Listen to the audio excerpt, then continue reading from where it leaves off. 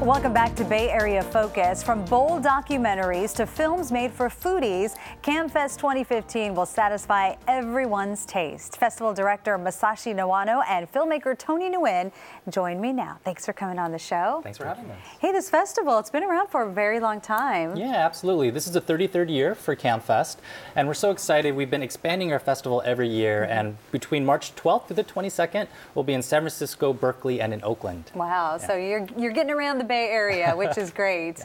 A lot of people come out? Absolutely. We have about 26,000 who come out during the fest.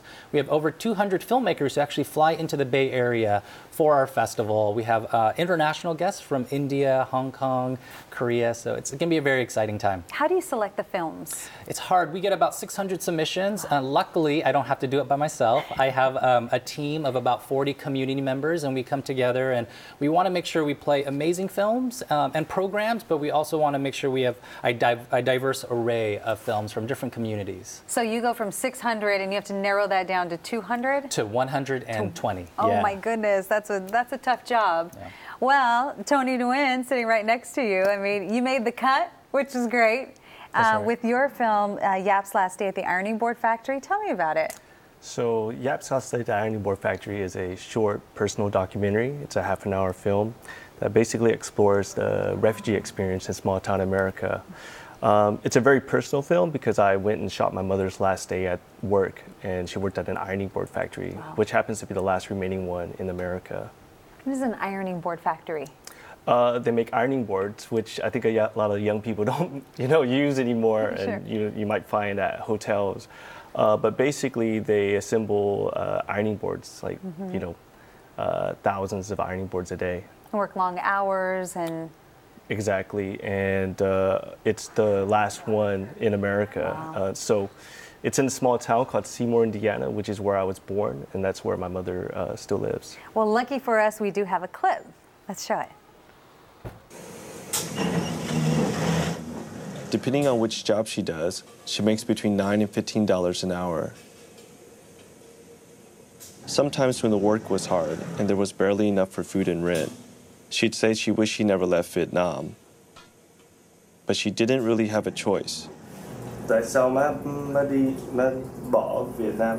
Vì má phải đi, nó đánh nhau, người ta chạy vào trong Sài Gòn thì bác Cường đi đâu thì má phải theo, không có thì nó bắn rồi nó giết người ta luôn, nó giết rồi mình phải đi lấy tàu đi để mà đi đem con đi chạy. Đi tàu khổ lắm. Oh, your mom in the documentary was talking about the fall of Saigon, or her fleeing from there. Tell me about that experience and what she told you. Yeah, so I'm kind of a bad son, and so I didn't really know too much about it until I actually started embarking on this film. You had no idea about that part of her life? Well, I mean, I knew, we're Vietnamese refugees, and actually my mother came to America pregnant with me right after the fall of Saigon in 1975, which is 40 years ago. And so I knew that we were Vietnamese, but again, I grew up in Seymour, Indiana, which there's not a lot of people that look like me. And so I just wanted to try to really fit in and wasn't really interested in learning about my family's past until I started working on this film. And what did that do for you when you found that out? It's been quite a journey, just in terms of learning about my mother. The film also looks at my childhood and some of the different issues that we had with each other. And so, I just encourage people to come out and to CAAM Fest and check it out, and they'll be able to see the film along with a lot of other great ones. Sure, a big highlight from the festival. Tell me about some others. Tony's film is one of our shorts, and we have so many. A lot of them are local, so I actually love seeing so many local productions at this year's festival. Our opening night film is Soul Searching. It's a Korean-American film, and it's kind of an homage to John Hughes' 80s films like The Breakfast Club, but told through the lens of Asian Americans. So I encourage people to come out. It's the March 12th, and then we all head over to the Asian Art Museum for our opening night gala. There's so many other highlights, but I encourage people to go to our website and check it out.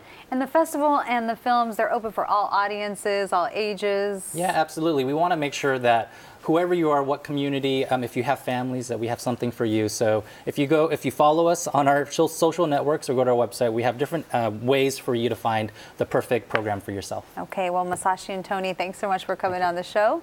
And for information and tickets to CAAMFest 2015, just log on to caamfest.com. Again, that's caamfest.com. Coming up, a nonprofit inspiring young people through arts and science activities. We'll be right back.